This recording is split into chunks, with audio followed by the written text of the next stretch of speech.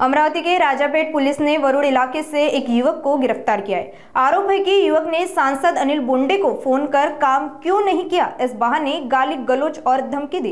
इससे पहले भी हैदराबाद से सांसद अनिल बोंडे को धमकी भरे फोन आने की घटनाएं सामने आ चुकी है। पुलिस मामले की गंभीरता से जांच कर रही है।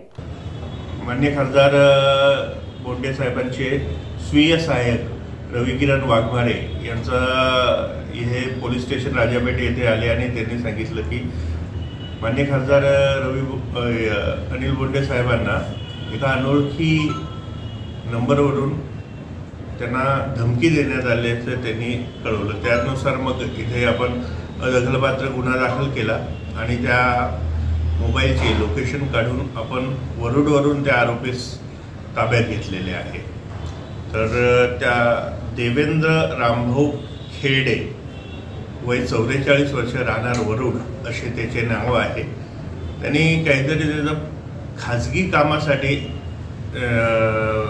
खासदार बोंडे साहेबांना फोन केला होता आणि त्यावर ते काही काम झालं नसेल म्हणून त्यांनी ते धमकी दिली होती आणि त्याच्यासाठी त्याला आपण ताब्यात घेतलेला आहे। त्याच्यावर योग्य ती कायदेशीर कारवाई करण्यात येईल। या बाजून फोन आला होता, त्या संदर्भात काही लोकेशन ट्रेस झालं का?